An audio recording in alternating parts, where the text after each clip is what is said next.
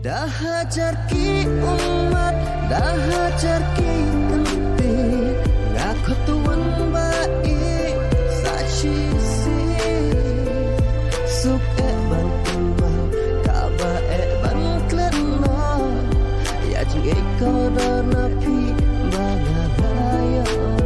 Dah hajar ki umat, dah hajar ki kentir, ngaku tuan baik saksi si suk ban kumbang kaba ban klena ya jing ekor napi bangalaya.